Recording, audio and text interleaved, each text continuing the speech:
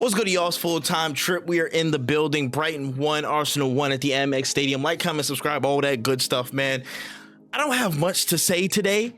I kind of do because I'm a yapper, but it is what it is, man. Hope the start to y'all New Year's have been running along fine. I just want to get over this little blip because the rest of my day has actually been pretty good outside of this 90 minutes.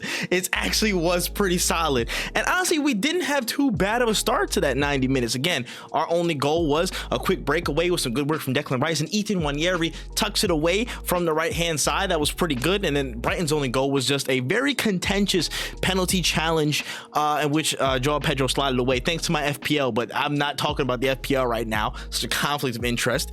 But just this game today, with the buildup of injuries, sicknesses, so many different things that have just kind of piled into where we're at now.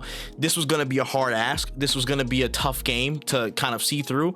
But first half, I thought we did decently well. I thought first half, again, outside of a couple of scares, it was decent. You know what I'm saying? Like just controlling some of the game that we provided. I feel like we could have controlled it a lot more, keeping our foot on the ball, staying in possession, but mitigating them to not too much. I think we were pretty good at that. Again, outside of a handful of scares. And the other thing that I thought we were pretty good at, just the chances that we were afforded. I think there were a couple golden ones that were missed, but the one big one with a lot of space, the most open chance probably in the entire game, we tucked away, and the box efficiency. So I was actually happy to see that. But outside of that, bro, it was very languid. It was very leggy. It was very loose. Loose is the word I can use. That's very, very fitting here, because I felt like the possession, everything, we just kicked away for it to come right back to us.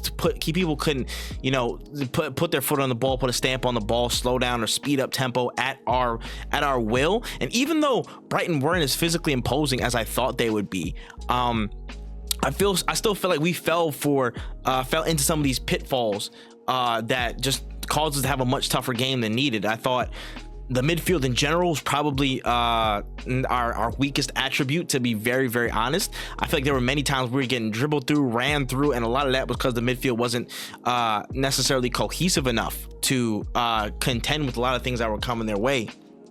So that was just tough. And again, it just felt like some dead legs. It felt like a mix of things. And I feel like we still could have hung through and hung on because Brighton weren't really providing as much. We could have made the necessary substitutions to, you know, see the game through until this penalty challenge. Anthony Taylor, you bald fraud. You have been there since Wenger was in this league.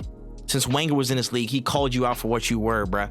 I'm sorry, this guy is evil juju, bro. He might be one of the insidious monsters that you see when you're looking across from somebody, and it's like, bro, we're all just I guess people are just seeing him because we're all connected to the spirit. Well, I don't know, but he evil, bro. I'm sorry, I gotta call it like it is. He evil, gang. Like, I have not seen, not even speaking on the penalty challenge first, but just generally at the flow of challenges, there were probably like, it's probably like 70-30. It wasn't no 50-50 evens, and Brighton were getting away with so many rough challenges. Literally, there was one instance towards the end of the game where two players come in and block off the space Joao Pedro was going into. He falls over or he slides away or blah, blah, blah. They call that a foul, and Calafiori gets yelled for talking. Not but 5 minutes later, 5 minutes, Martinelli's down on the literal diagonal opposite, the whole opposite side of the pitch, getting into their box on the right hand side. Two players block him off. He falls over. No foul, nothing. Please explain. No explanation. Okay, cool, gotcha. Yeah, just fraud. Copy that.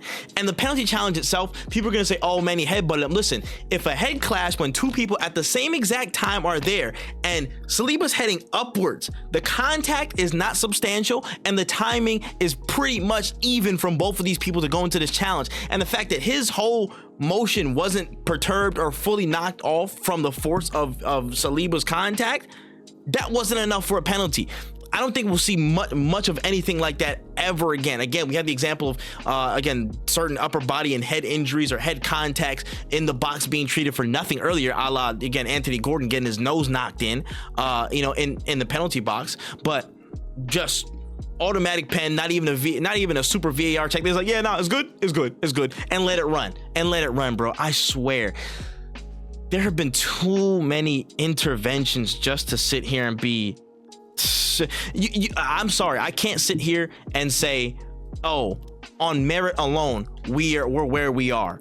You can't. I'm sorry, if you're not a sane person, if you cannot apply the context of saying, listen, refs had some say on what's been going on in some of these critical Arsenal games. In some of them, I won't say all of them because some of that's bullshit, but some important games, again, with all the red cards that they never called again for sending off people for time wasting. The Saliba red card, where there are multiple instances in other games where they were even closer to goal or even farther away or whatever you want to call it, that it wasn't even warranted as a red, and so they didn't call it. The inconsistencies that revolve around Arsenal matches specifically, it's just annoying at this point. And listen, call me jaded, call me crazy because I'm an Arsenal fan. It is what it is. But you cannot tell me that people are putting evidence down, exhibit A, exhibit B, exhibit C, everything around the league, and show you, yo, it was different when they did it, but everybody else, it was kind of okay. They just kind of went on with it. It was the whatever decision, it was let go, it was given in favor of it, blah blah blah.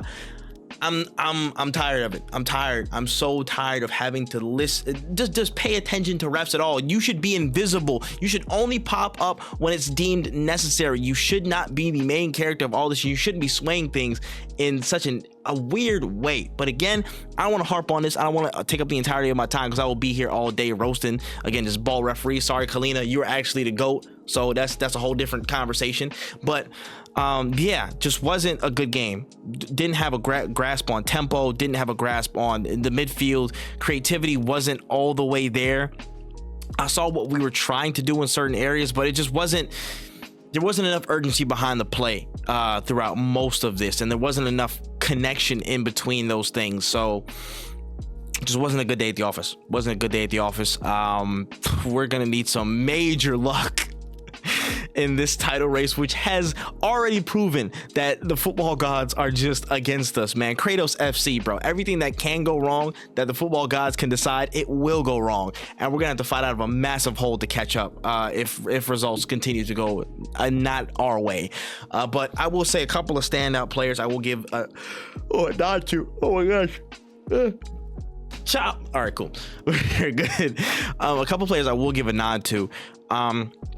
I thought Thomas Partey played pretty well today. I'll be honest. I thought he didn't do too much wrong. In all honesty, people were saying he was like terrible. Some people say he was terrible. Listen, I know contract year ball when I see it. He's definitely playing it. I personally do not want him re-signed to this football club for a variety of reasons, but to call a spade on his performance on the pitch, he was good. Again, he handled most of his duels and most of his again 1v1 matchups. I only feel like maybe one Estupiñán move got past him, maybe one Matoma move got past him, and then otherwise he was pretty solid.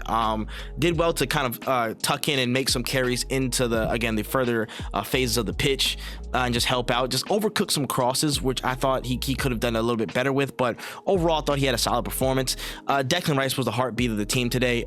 Just again in every phase, just absolutely vital to keeping certain things up.